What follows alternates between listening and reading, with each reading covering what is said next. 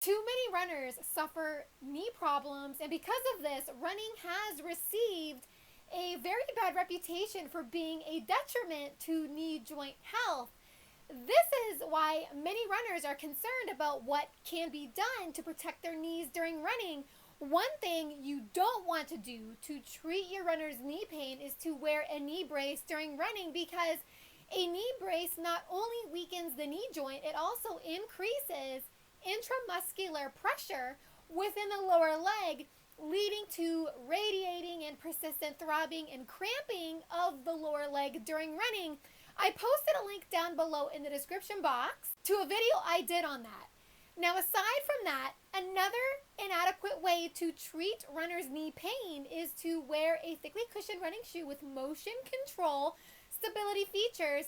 and that also have a thickly padded raised heel, because these types of running shoes most often facilitate and encourage a heel strike running style, which can be a problem because a considerable body of evidence has shown that heel strike running tends to build more tension and strain on the knee joint based on when the heel strikes the ground during heel strike running, the knee is often unbent and completely straightened out at heel strike. And in this position, the knee joint is locked down into a very unstable position where greater compressive forces and strain allocates on the knee joint. These facts ultimately point to a very troubling trend in that cushioned running shoes may not be the better form of treatment or preventative measure in helping prevent runners' knee pain, but may actually be the base that hosts the condition and may be the biggest source of runner's knee, thanks to the shoe's architectural parameters that encourages a heel strike running style, which again is a running style consistently linked to runner's knee pain. But this should not worry you anymore. It should actually spur you to direct your efforts to run barefoot in order to harness the sensory dynamism that is proven to help power a better, more efficient, more safe knee joint mechanics, which in turn may help drive more efficient global biomechanics that may actually help take your performance to a higher level. It turns out that your knee joint may benefit from the nerve excitability in the sole of the bare foot that is triggered when you run barefoot, especially when you run barefoot on pavement, and that a natural reaction of the knee joint to running barefoot on pavement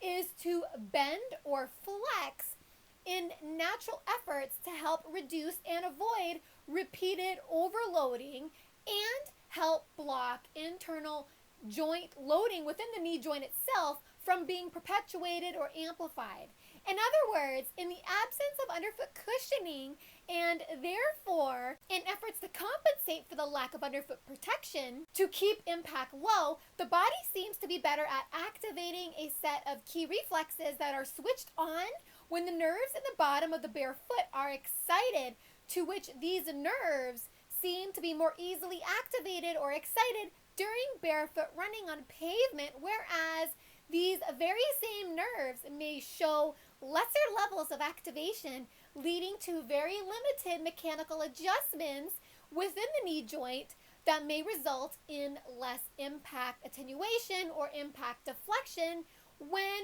you run in a thickly cushioned running shoe. An important example of how runners' knee sufferers may stand to gain knee joint pain relief from running barefoot, especially on pavement, was outlined in a 2012 study published in the journal Medicine and Sports and Science and Exercise. The researchers found that runners who ran barefoot or runners who ran in pure minimalistic running shoes, which are flat running shoes with absolutely no cushioning and no support that mimic barefoot conditions, gained greater economical efficiency based on improvements in knee joint mechanics, as well as these runners also shifted from landing with the heel strike landing pattern to making initial ground contact on the forefoot or the front part of the foot just ahead of the arch, which collectively made very essential contributions in reducing knee joint loading which may also help build a very strong foundation for more balanced biomechanics. Another promising benefit regarding running barefoot on pavement that the researchers observed was that the barefoot runners, as well as the pure minimalist shod runners, had a 9%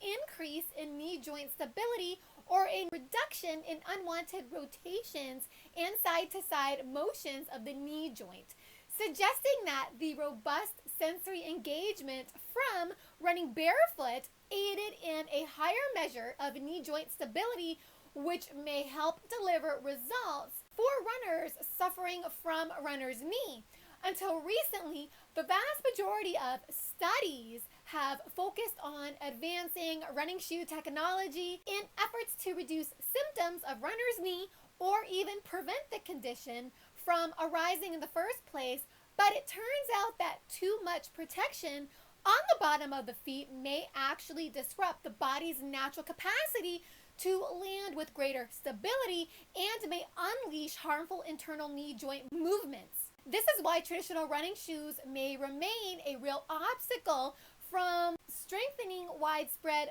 balance control during running. This is also why there is a growing recognition of using barefoot running to effectively open the sensory communication highways in the foot, in the ankle joint, to the knee joint, up through the spinal cord into the brain, to better prepare the body to initiate the set of reflexive processes needed for stronger, more widespread balance control, which is going to help safeguard against knee joint instabilities and from here may make it possible for your knees to emerge stronger than before. These findings confirm a very basic premise that less may be more when it comes to injury prevention. To further validate the results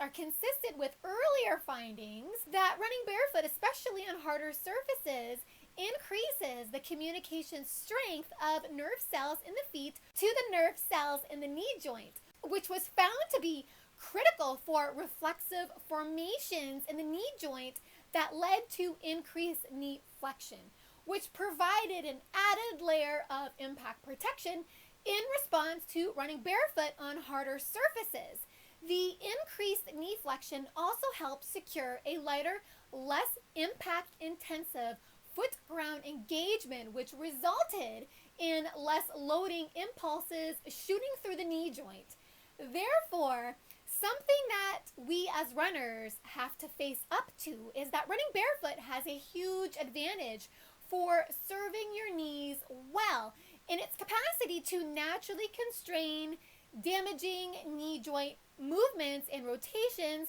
which is required to avoid runner's knee and may get your knees to a point where you can run without painful knees. What really matters is the common purpose of the higher levels of nerve excitability in the bottom of the foot during barefoot running that evokes enhanced readiness of a whole sort of reflexive actions that work in a concerted effort to naturally and effectively reduce impact, potentially better than any running shoe. Now, of course, there are a many number of reasons why runners suffer from runner's knee, but among one of the many drawbacks of traditional running shoes is the low level of nerve excitability in the feet, which may in turn fails to trigger the right levels of knee flexion, consequentially resulting in escalating knee joint loads that isn't created in the first place when you run barefoot on harder surfaces. The bottom line